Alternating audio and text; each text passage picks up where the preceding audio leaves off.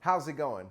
And in this video, I'm going to teach you how I got my credit score from this to this during an international pandemic. Stay tuned.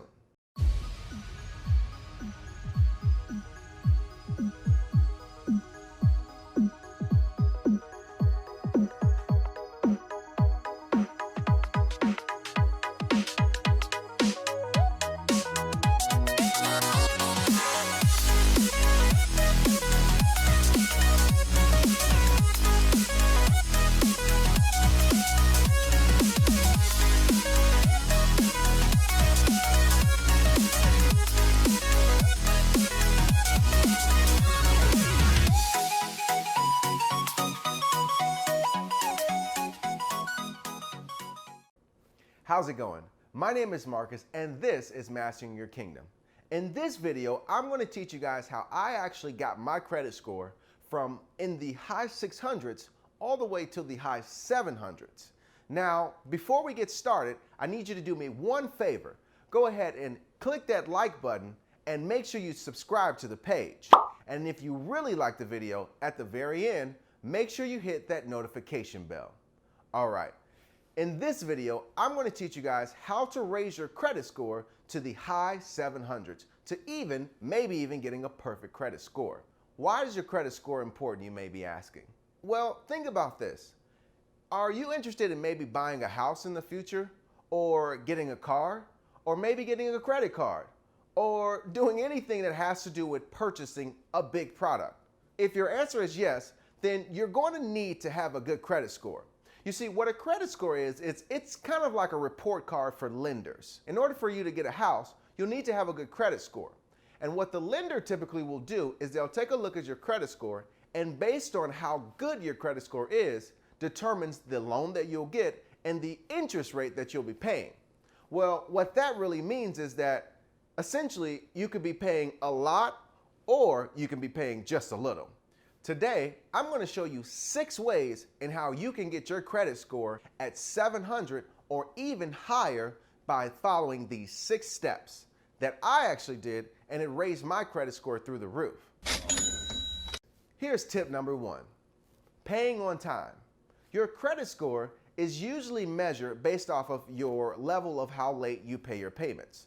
If you pay your payments on time, this typically helps your credit score go through the roof.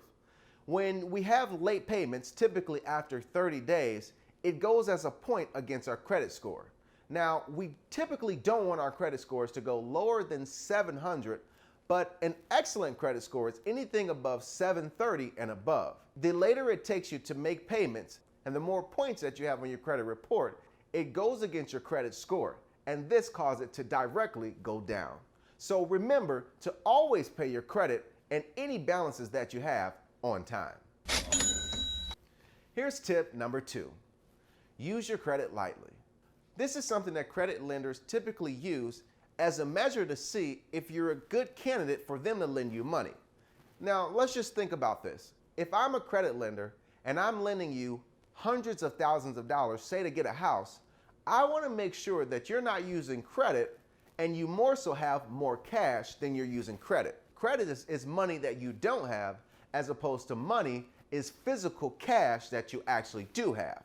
So as a lender, what they do is they take a look at your credit score and they see how frequently you're using things like credit cards. So in order to get a good credit score to 750 or even a perfect credit score, I recommend using those credit cards very lightly.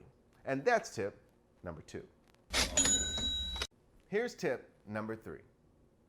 Have a long history of credit cards. Now, I know what you might be thinking. I thought you said not to use your credit cards as much. This is true, but what lenders are looking for when they typically look at your credit report is how long a credit that you actually had. If I'm looking to see how well you are with your money, I want to see that you actually are able to have credit but not actually use it. If you actually have a long history of credit and it shows that your credit usage isn't utilized more than 30%, this actually helps your credit score significantly. As a lender, what they now know is that you're able to have excess money, but still aren't tempted to use that money, which means that you typically have more cash then you have credit. Tip number 4, rarely open new accounts. Now, this is something that as young people or even older people, we actually see quite a bit. We get very tempted because a lot of credit cards have a lot of benefits of opening new accounts. But this is the complete opposite of what you actually want to do when it comes to your credit score. You see, with your credit score, what the lender is looking for is to see that you have a steady amount of credit and you're not constantly opening new accounts. By opening new accounts shows that, again, you have little money and you're looking to utilize money that you actually don't have. This is the reason why I believe you should only have 1 to 2 credit cards that you actually use. And when you're using those credit cards, make sure that you're paying that debt all the way off. And that's tip number 4. Tip number 5, beware of running your credit. Whenever a credit lender is actually looking to look at your credit score, we refer to this as running your credit. Well, the reason that this is bad is because of the fact that you actually get your credit score marked down every time your credit is looked for. Again, if I'm a lender, I typically want to see that you're not utilizing your credit nearly as much as the cash that you actually have. I actually can't say this enough. Let's use an example. Say you're going to get a car. Well, what that lender is typically doing is, in order to take out a loan for the car, we need to run your credit score. Now, say that you get a credit card and you buy a new house all in the same year. Well, this is 3 marks of different lenders looking at your credit score. And the more people that you have that's running your credit actually goes against your credit score. The more you have lenders that run your credit, the lower your credit score actually goes. So I highly recommend that if you need anyone to run your credit score, make sure that that is the only alternative that they have to do. And that's tip number 5. Tip number 6, beware of the collections agencies. The collections agency is no one's best friend. I'll tell you that. When you typically make your payments, say for a credit card, you typically have 90 days that the lender will give you until they take your information and send it to collections. What collections is the lender saying that they are no longer going to make an attempt to get their money that you owe them, and now they're going to send it to a secondary party in order for them to collect your money. Now, you may be thinking, sure, if I'm not going to pay them, why would I pay them? Well, the problem is that when your information is sent to collection, this is the #1 killer of why your credit score can be deeply impacted. I usually recommend that if your information is sent to the collections agencies, call the credit lender and tell them that you want to work out a plan, but you want them to retract your information back so that you no longer pay the collection agency.